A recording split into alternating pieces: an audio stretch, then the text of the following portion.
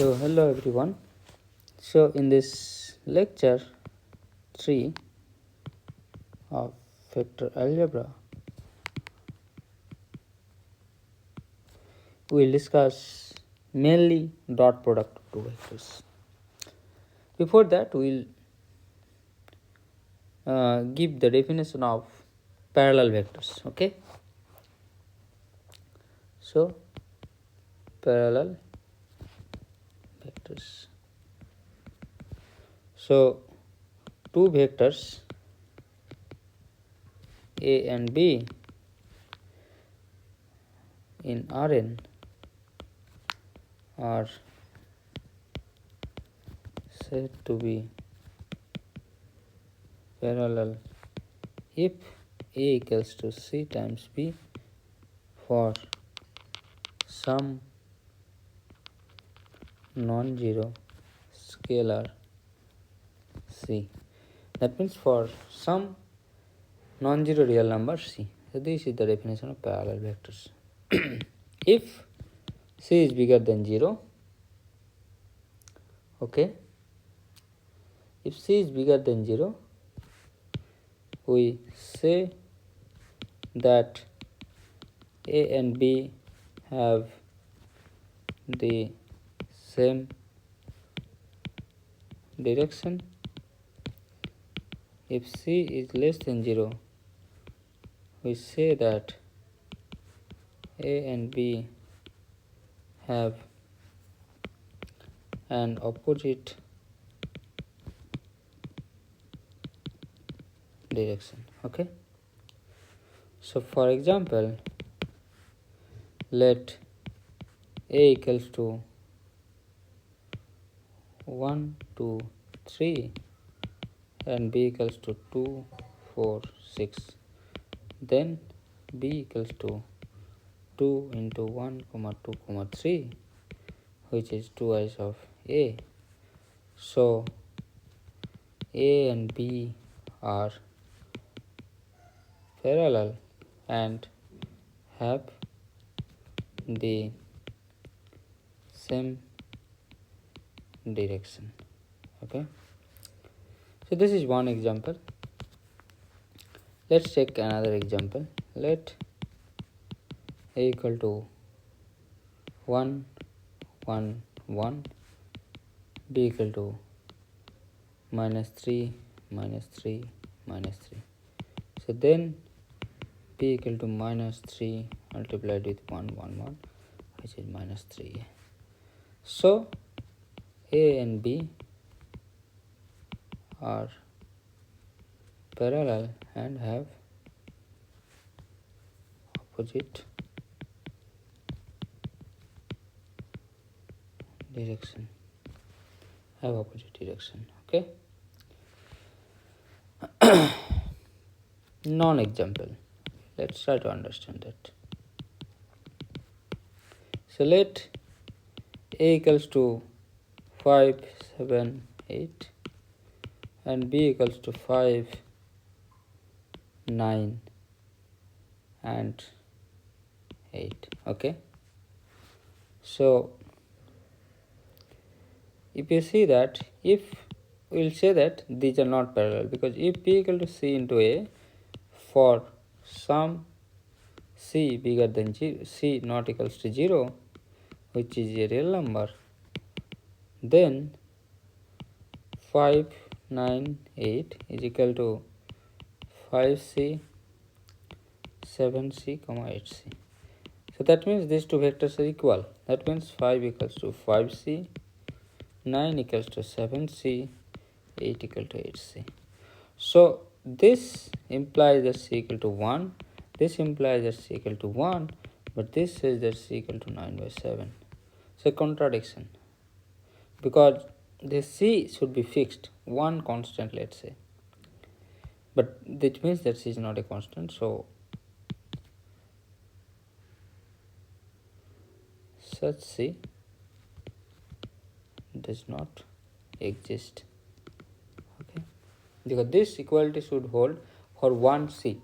If you have some C, for C, for that C it should hold. Okay, so A and B are non-parallel and they have different direction. We are not saying that it means that they have different direction, okay, they are not in the opposite direction, okay, it does not say that. Different direction, we don't know, okay. Yes, so this does not mean opposite direction, okay, always, okay. Yes. Okay, so geometrically this vector, if you have 0, this is a and this is minus a, they are parallel and opposite direction, opposite direction.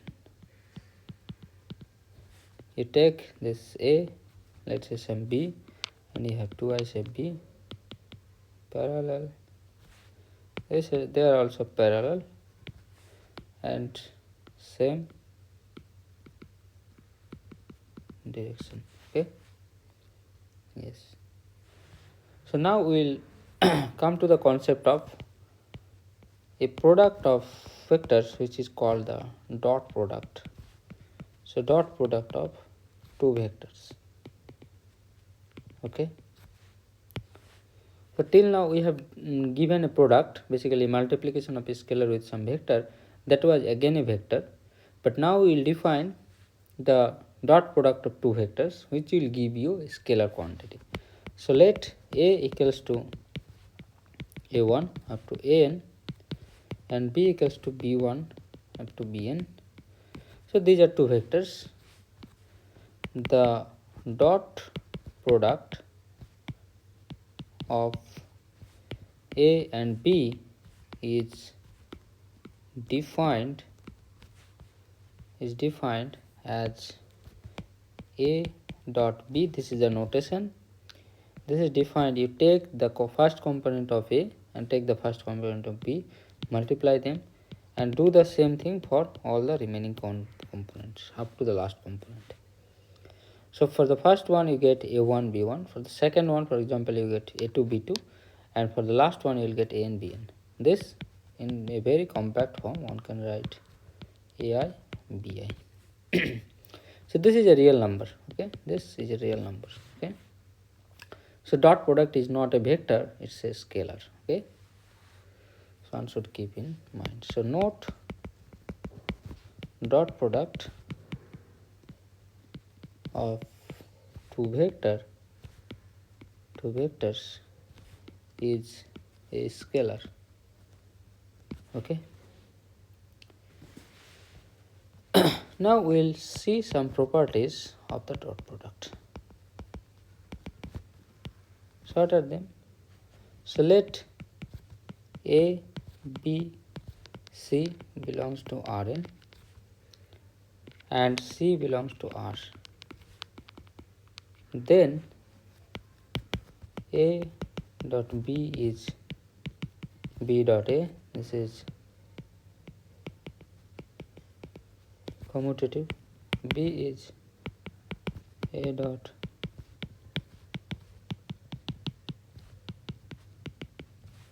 this is distributive, c is c a dot b is c a dot b, which is a dot c b, this is homogeneity, d is if a is the non-zero vector, this is positivity, it is just c, and 0 if a is the zero vector, okay. So we'll prove these properties one by one. So first one is basically the commutativity says that dot product is commutative. The second one says that dot product is distributive over addition. The third one says that dot product is homogeneous. So take a constant c, multiply. You can basically, I mean, vary your c with the other vectors. Okay, wherever you want. The fourth one says that, if you have a non-zero vector, the dot product of a vector with itself is always strictly positive. The last one says that zero vector. The last one says that if we have a zero vector, its dot product with itself is 0. So if we combine the fourth and fifth one, it says that zero vector is the only vector whose dot product with itself is 0. So there is no other vector except the zero vector whose dot product with itself is 0. Okay. So the proof is again we'll try to use the definition of dot product along with the properties of the real line. Okay, properties of scalars. So what is a dot b? Okay, so assume that a is a1 to an, b is b1 to bn. Okay, so this is by definition a1 b1 plus an bn. Okay, so now we know that scalar multiplication is commutative, so we can write it, this is equal to this. So now we can actually write this in terms of the dot product of these two vectors, which is nothing but b dot a. So this says that dot product is commutative. Okay. Now we have a dot b plus c. A dot b plus c. So which is a1 to an dot product b plus c. Let's say c is c1 to cn. So this is bn plus cn. So this is a1 into b1 plus c1 plus an into bn plus cn is equals to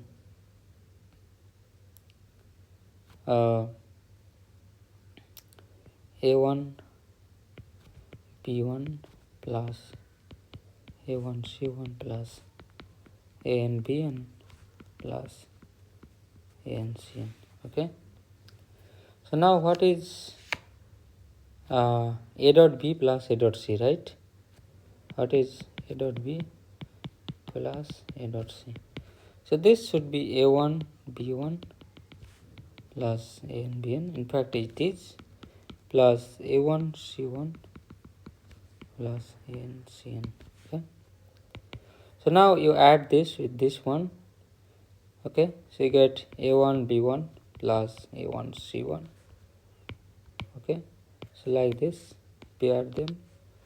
So again the last quantity you will get an bn plus an cn. Okay, in this form, and the elements in the middle will be exactly like this. Like for this one you will get a2 b2 plus a2 c2. Okay, so we have a dot b plus c is equals to a dot b plus a dot c. Okay.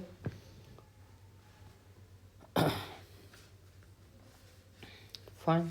Now one can also use induction if you want, but this is also fine.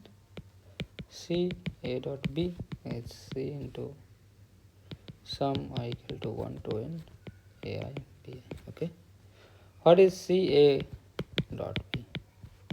This is c a1 to c a n dot b1 up to bn is sum I equal to 1 to n c a I b I equal to c b I. Okay. Now we have a dot cb, which is a1 to an to cb1 cbn equal to this ai into cbi c into sum ai bi C into A dot B. Okay, this is C into A dot B. So this completes the proof of the third property. Now we have A dot A is equal to 1 to n AI square, which is always positive if A is not the zero vector, and that means that AI not equal to 0 for some I belong to this set. Okay, so this means that this is strictly positive. Now we have last property. So let A is the zero vector, then A dot A is sum equal to 1 to 1 AI square, but this is 0 since AI is 0 for every I starting from 1 ending at 10. Okay, as if capital A is the zero vector, that means all the AI is at 0. So these are some of the properties of the dot product. Using these properties, we will prove an important inequality called the Cauchy-Schwarz inequality in the next lecture. Okay, so we'll